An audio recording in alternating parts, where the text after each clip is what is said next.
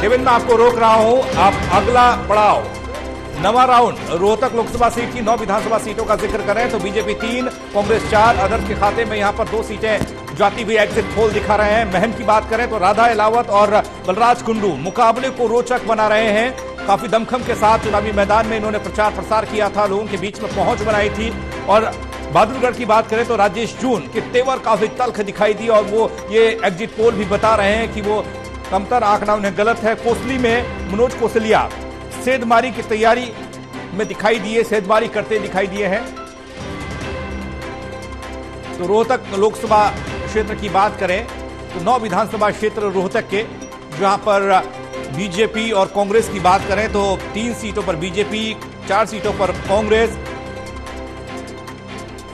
Other पर 2, यानी कि ये यहां पर भी इनेलो और बीएसपी के लिए कुछ नहीं है, जेजेपी और एएसपी के लिए कुछ नहीं है, और साथ ही साथ यहां पर भी आम आदमी पार्टी के लिए कुछ नहीं है।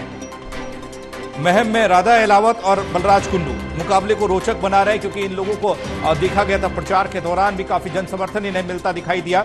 और बहादुरगढ़ जब पहुंचते हैं तो राजेश जून का नाम यहां पर आता है। काफी तल्ख तेवर वाले नेता और उनके तेवर साफ तौर पर इस चुनावी परिणाम यानी कि एग्जिट पोल पर भी दिखाई दे रहे हैं। कोसली में मनोज कोसलिया सेंधमारी की तैयारी में है। तो जैसे जैसे पड़ाव आगे बढ़ रहा है, काफी रोचक स्थिति दिखाई दे रही है, एग्जिट पोल बताते दिखाई दे रहे हैं।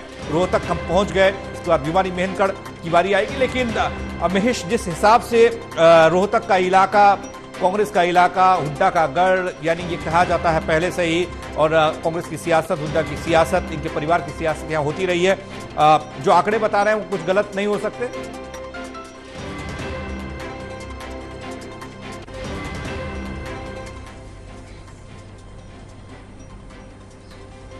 देखिए पंकज, 9 सीटों में से 4 सीटें कांग्रेस ले रही है। बीजेपी का परफॉर्मेंस ठीक लग रही है, 3 सीटें। लेकिन रोहतक चूंकि भूपेंद्र नहीं, दीपेंद्र हुड्डा का भी गढ़ माना जाता है, जहां से वो 3 बार लगातार बने थे सांसद, तो दीपेंद्र और भूपेंद्र दोनों का ये गढ़ माना जाता है। रोहतक मेरे को लगता है 1 आध सीट और फालतू होनी चाहिए थी, लेकिन तब भी 9 में से 4 सीटें और बीजेपी का 3, अदर्स में 2 जो इंडिपेंडेंट्स हैं या बागी हैं उनके हिस्से में। कांग्रेस को 1 सीट और आनी चाहिए थी, फिर भी 4, मतलब फिर भी सबसे ज्यादा सीटें कांग्रेस के पास है रोहतक में। तो जो इनकी टैली है उसमें 4 सीटें अगर जोड़ दी जाए तो कांग्रेस का काम, या जो बहुमत की बात है, सरकार बनाने की बात है, उस दिशा में कांग्रेस के कदम आगे बढ़ रहे हैं। हालांकि रोहतक में 1 सीट मेरे को लगता है, और जितना प्रभाव है हुड्डा फैमिली का, चौधरी रणबीर हुड्डा थे, और इससे पहले पूरा परिवार, 4 पीढ़ियां हैं हुड्डा परिवार की जो रोहतक की राजनीति करती रही है, कई बार सांसद बने, मुख्यमंत्री बने, विधायक बने। तो मेरे को लगता है 4 सीटें हो, तब भी 9 में से 4 सीटें, एक बड़ा हिस्सा कांग्रेस रोहतक से ले जा रही है, और 4 सीटों को जोड़ दे तो कांग्रेस को सरकार बनाने के लिए जिस दिशा में बढ़ना है, मेरे को लगता है वो मील के 4 पत्थर और पार कर रही है। जी महेश, रोहतक लोकसभा सीटों की 9 विधानसभा सीटों का ये जो एग्जिट पोल है, ये आपके नजरिए से क्या कहता है? हालांकि कांग्रेस का गढ़ है, जाहिर सी बात है, कोई अचरज नहीं यहां पर अगर कांग्रेस सीटें ज्यादा हैं।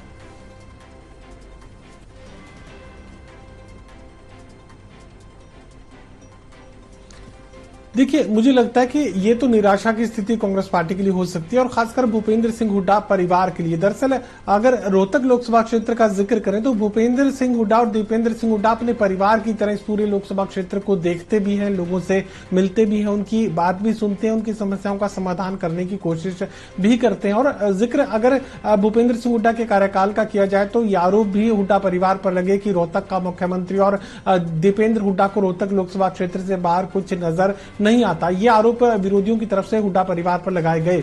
वो इलाका जिस पर अपना सब कुछ न्यौछावर करने के लिए हुड्डा परिवार तैयार रहता है, अगर सिरसा 6 सीटें दे रहा है, अगर हिसार से 6 सीटों का जिक्र हो रहा है, और जिक्र अगर रोहतक लोकसभा क्षेत्र का है जहां पर दीपेंद्र हुड्डा अपने परिवार की तरह पूरे लोकसभा क्षेत्र के लोगों के साथ कनेक्ट रखते हैं, वहां पर अगर 4 सीटों का जिक्र किया जाए तो भूपेंद्र सिंह हुड्डा के अपने घर में कमजोरी का जिक्र तो यहां किया जाएगा। और 2 सीटें जो कि अदर्स के खाते में आ रही है, मुझे लग रहा है कि कि एक सीट यहाँ पर महम विधानसभा क्षेत्र हो सकता है जहां पर राधा एलावत जबरदस्त परफॉर्मेंस देती हुई नजर आ रही थी। कौन सा विधानसभा क्षेत्र है ये तो एग्जिट पोल का जो डाटा है वही स्पष्ट कर पाएगा, लेकिन मैं इतना कह सकता हूं कि ये अगर अदर्स में 2 सीट आ रही है तो महम विधानसभा सीट पर फिर राधा एलावत सबसे जो है जिताऊ चेहरे के रूप में मानी जा सकती है। इस तरह की परिस्थितियां उस विधानसभा क्षेत्र में नजर आ रही थी। ये अगर आप ये उम्मीद करें कि यहां पर कोई तारीफ हुड्डा परिवार की मानी जाए या कांग्रेस पार्टी की मानी जाए, नहीं, ये निराशा की स्थिति है। हुड्डा परिवार के लिए भी निराशा की स्थिति है।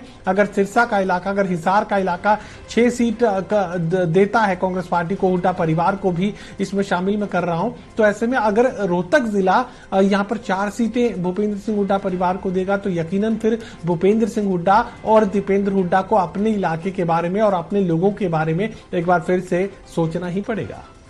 जी वीरेंद्र जी, रोहतक का कारवा जल पड़ा है। Exit poll Rohtak Lok Sabha seat की 9 विधानसभा सीटों का हम बता रहे हैं, जहां पर बीजेपी 3, कांग्रेस 4, अदर्स 2। लेकिन यहां पर कुछ लोग हैं जो राधा अहलावत है, बीजेपी से अलग हुई, चुनाव लड़ी। बलराज कुंडू है, मुकाबले को रोचक बना रहे हैं। बहादुरगढ़ में राजेश जून है, जिसके जो हम तेवर दिखा रहे हैं। कोसली में आते हैं तो मनोज कोसलिया का नाम यहां पर जो सेधमारी की कोशिश में है। देखिए, बगावत का सामना तो भारतीय जनता पार्टी को भी करना पड़ रहा है और कांग्रेस को भी करना पड़ रहा है। लेकिन देखिए, विवाद निश्चित है कि अगर भूपेंद्र सिंह हुड्डा के गढ़ में कांग्रेस अपना अच्छा प्रदर्शन नहीं कर पाती तो निश्चित रूप से ये उनके लिए एक विचारणीय विषय हो सकता है। देखिए, और भारतीय जनता पार्टी में भी देखिए, भारतीय जनता पार्टी में मनीष ग्रोवर जो है रोहतक से जो है भारत भूषण बत्रा को कड़ी चुनौती दे रहे हैं, वहां मुकाबला काफी रोचक है। तो लेकिन एक बात बड़ी स्पष्ट है कि भूपेंद्र सिंह हुड्डा के गढ़ के अंदर जो है कांग्रेस का और अच्छा प्रदर्शन होना चाहिए। जहां पिछली बार जो भारतीय जनता पार्टी का प्रदर्शन अच्छा नहीं रहा था, लेकिन लोकसभा का चुनाव देखें तो भूपेंद्र हुड्डा की 9 विधानसभा चुनाव में उनको बढ़त मिली थी। कोसली में चाहे 1 वोट से बढ़त मिली थी, लेकिन पूरी 9 की 9 विधानसभा चुनाव में बढ़त मिली थी। तो अब जो 4 महीने के बाद भी अगर यहां पर कांग्रेस का वो प्रदर्शन नहीं दोहराया जाता तो कांग्रेस के प्रदर्शन में कहीं कमी रह जाती है, तो निश्चित रूप से सवाल तो उठेंगे ही। हो सकता है कि इसमें कोई परिवर्तन भी हो जाए, क्योंकि ये एक एग्जिट पोल है, इसमें पूर्वानुमान के बाद एक सर्वेक्षण है, तो इसमें अलग अलग परिवर्तन भी हो सकता है। लेकिन अगर इसके अंदर ये 4 सीटें तक ही सीमित रह जाते हैं तो भूपेंद्र सिंह हुड्डा के लिए निश्चित रूप से एक आघात होगा राजनीतिक रूप से। क्योंकि हालांकि भारतीय जनता पार्टी ने पूरा जोर लगाया, भारतीय जनता पार्टी ने अपनी पूरी ताकत लगाई है रोहतक के अंदर कि भूपेंद्र सिंह हुड्डा को घेरने के लिए, चाहे प्रधानमंत्री नरेंद्र मोदी आए, चाहे गृह मंत्री अमित शाह आए, तो सभी का निशाना जो है वो भूपेंद्र सिंह हुड्डा ही थे।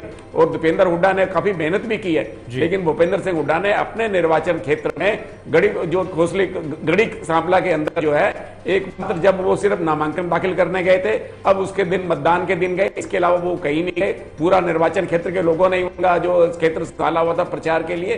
तो ऐसे के अंदर जो है देखिए, जो भूपेंद्र सिंह हुड्डा के जो निर्वाचन क्षेत्र में सबसे ज्यादा उनको बढ़त मिलेगी, हो सकता है कि पूरे हरियाणा में सबसे ज्यादा बढ़त जो हो उनके निर्वाचन क्षेत्र से हो, तो ये भी उनकी लोकप्रियता को दर्शाता है। लेकिन सिर्फ 4 सीटें अपने पूरे संसदीय क्षेत्र में जीतना एक उनके लिए चिंता का विषय हो सकता है। देवेंद्र, ये चिंता आखिर क्यों जाहिर की जा रही है, ये एक सवाल बन जाएगा। क्योंकि अगर आप भूपेंद्र सिंह हुड्डा को देखते हैं, उनकी सियासत को देखते हैं और आगे की सियासत को देखते हैं, कांग्रेस की सरकार अगर बनती हुई दिखती है तो वो मुख्यमंत्री के तौर पर दिखते हैं, लेकिन उनके ही गढ़ में डाउनफॉल। देखिए पंकज, इसकी कुछ वजह हो सकती है, शायद अभी हम उस पर नहीं पहुंचे। रोहतक में अगर 9 में से 4 सीटें भूपेंद्र हुड्डा को या दीपेंद्र हुड्डा, जहां इतना उनका प्रभाव है, अगर 4 सीटें उनको मिल रही है तो मेरे को लगता है इसमें 1-2 सीट का इजाफा होना जरूरी था। और शायद हमारे सर्वेक्षण के बाद, हमारे सर्वे के बाद मेरे को लगता है हुड्डा परिवार या कांग्रेस पार्टी इसकी समीक्षा भी करेगी, शायद पता लगाएगी कि ऐसा क्यों हो रहा है। जी महेश, कोई वजह या बीजेपी की कुछ ऐसी रणनीति यहां पर जिसने कि भूपेंद्र सिंह हुड्डा और उनके वर्चस्व को, क्योंकि जिस तरीके से हमने पूरे प्रदेश में देखा और कुछ इलाकों में देखा, अगर रोहतक से बाहर निकल कर देखें तो वहां पर हुड्डा और हुड्डा एंड कंपनी जितने भी लोग हैं वो पकड़ बनाने में मजबूत रहे हैं, लेकिन रोहतक में ये जो आंकड़ा है निराशाजनक क्यों कांग्रेस के लिए?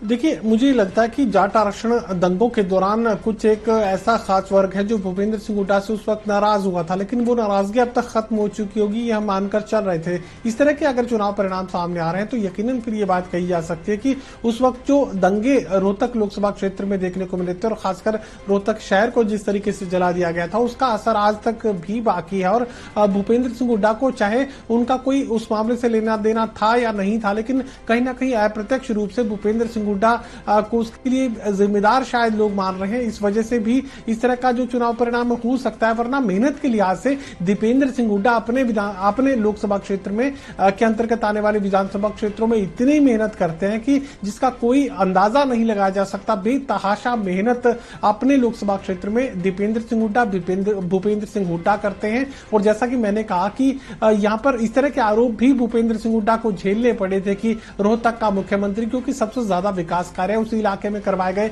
सरकारी नौकरियों को लेकर भी आरोप जो है हुड्डा परिवार को इसी बात को लेकर झेलने पड़े कि ज्यादातर जो नौकरियां हैं वो दीपेंद्र सिंह हुड्डा के लोकसभा क्षेत्र में ही दे दी जाती है सरकारी। जब इतना सब कुछ इस इलाके के लोगों के लिए किया गया और उसके बाद अगर सिर्फ 4 सीट भूपेंद्र सिंह हुड्डा के खाते में आए तो फिर सिरसा के लोग, हिसार के लोग, इसके अलावा फरीदाबाद के लोग, गुरुग्राम के लोग तो ये सवाल पूछेंगे ही कि सबसे ज्यादा जिन लोगों के लिए आपने किया वो भी अगर सिर्फ आपको 4 सीट ही दे रहे हैं तो फिर मुख्यमंत्री तो हमने बनाया। जी वीरेंद्र जी, कोई वजह, कोई ठोस वजह आप बता सकते हैं क्या ऐसे में? क्योंकि बहुत पुराने राजनेता हुड्डा रहे हैं, उनकी रणनीति, उनकी राजनीति आप अच्छे से जानते हैं। देखिए, भारतीय जनता पार्टी ने अपनी पूरी ताकत लगाई भूपेंद्र सिंह हुड्डा को उनके गढ़ में घेरा जाए, तो उसी तरफ से जातिगत समीकरण के हिसाब से भारतीय जनता पार्टी ने टिकट दी। भारतीय जनता पार्टी के दिग्गज जो राष्ट्रीय सचिव हैं ओम प्रकाश धनखड़ भी चुनाव लड़ रहे हैं, तो उन्होंने अपनी जीत सुनिश्चित करने के लिए अपनी रणनीति भी बनाई। लेकिन देखिए, मुझे लगता है कि हालांकि जब चुनाव परिणाम आएंगे तो इसमें कांग्रेस की स्थिति में कुछ सुधार दिखाई देगा, हो सकता है 1-2 सीट बढ़ भी जाए, लेकिन इस समय जो मुकाबला बना हुआ है, मुकाबला तो है, इसके अंदर कोई दो राय नहीं है, ये रोहतक के अंदर ही मुकाबला है। तो ये अगर भारतीय जनता पार्टी की कुशल रणनीति है कि भूपेंद्र सिंह हुड्डा को उनके गढ़ में घेर लिया जाए ताकि वो दूसरी जगह जो है चुनाव प्रचार के लिए अधिक समय ना निकाल पाए। लेकिन भूपेंद्र सिंह हुड्डा बड़े कुशल खिलाड़ी हैं, उन्होंने अपने निर्वाचन क्षेत्र में नामांकन के बाद वो गए ही नहीं है। जैसे हालांकि देखिए, अगर हम लाडवा में देखें तो नायब सिंह सैनी के पक्ष में हेमा मालिनी प्रचार करने आए, दूसरे केंद्रीय नेता भी आए, अमित शाह को भी रैली करनी पड़ी, वो अपने क्षेत्र में भी सक्रिय रहे नायब सिंह सैनी, हालांकि बाहर भी गए लेकिन उनको उनके घर में गिरा गया। तो लेकिन भूपेंद्र सिंह हुड्डा के खिलाफ उनको अपने मतदाताओं पर भरोसा था, और ये हो सकता है कि इस जो जब परिणाम आएंगे तो ये स्थिति कुछ अलग दिखाई दे। अब ये तो चुनाव परिणाम बताएंगे कि भूपेंद्र सिंह हुड्डा के वहां के लोग जो है भूपेंद्र सिंह हुड्डा को कितना पसंद करते हैं, रोहतक संसदीय क्षेत्र में उनको कितनी बढ़त दिलाते हैं, ये अब समय बताएगा। जी, अब देवेंद्र, एक और लोकसभा क्षेत्र की विधानसभा सीटें रह गई हैं, उसका भी जल्द ही हम एग्जिट पोल दर्शकों तक पहुंचाएंगे, लेकिन उससे इतर अब तक हमने 9 लोकसभा क्षेत्रों का एग्जिट पोल देखा है। इस पूरे एग्जिट पोल को देखते हैं, सीटों के आकलन को करते हैं तो बीजेपी पीछे, कांग्रेस आगे अब तक दिखाई दे रही है। अब वजहों की बात अक्सर हम करते रहते हैं। 10 साल तक सत्ता चलाने का आपके पास मौका था बीजेपी के पास, लेकिन शुरुआत में मैंने एक सवाल किया था कि 14 से लेकर 19 तक तो बेहतर था, 19 से लेकर 24 में ऐसा क्या परिवर्तन हुआ कि तमाम चीजें इधर से उधर हो गई, कई प्रयोग बीजेपी को करने पड़े, मुख्यमंत्री का चेहरा बदलना पड़ा, प्रदेश अध्यक्ष बदल गया? वो आज पूछा जाएगा सवाल जब परिणाम सामने आ रहे होंगे। पंकज, अभी मैं ना किसी एक्सपर्ट की राय सुन रहा था, उन्होंने कहा जी मनोहर लाल जी ने 2014 में जब पहली बार सरकार बनी 19 तक अच्छा काम किया। जब वो कहते थे कि मैं पिछली सरकार के गड्ढे भर रहा हूं, उन्होंने अच्छा काम किया, मेरिट पे नौकरियां भी मिली, विकास भी हुआ, अच्छा काम किया। लेकिन उनका दूसरा कार्यकाल जो है वो विवादों में आ गया। मेरे को लगता है 2019 में जब दोबारा सरकार बनी, मनोहर लाल जी मुख्यमंत्री बने, हालांकि सीटें पहली बार 47 आई थी, फिर 40 आई, लेकिन सरकार चली इंडिपेंडेंस के सहारे। मनोहर लाल जी का दूसरे कार्यकाल को लेकर ज्यादा विवादित, मतलब ज्यादा मेरे को लगता है बीजेपी को दिक्कत रही। उसकी वजह यह है कि कांग्रेस काफी आक्रामक हो गई थी, लगातार आरोप लग रहे थे कि नौकरियों में, जैसे एचपीएससी में जो सेक्रेटरी थे उनके 80 लाख रुपए की कैश पकड़ा गया, नौकरियों में एचएसएससी में कई मामले ऐसे आए जिससे लगा कि सरकार नौकरियां मेरिट के आधार पर देने का दावा करती है। ऐसा हो भी रहा है, हुआ भी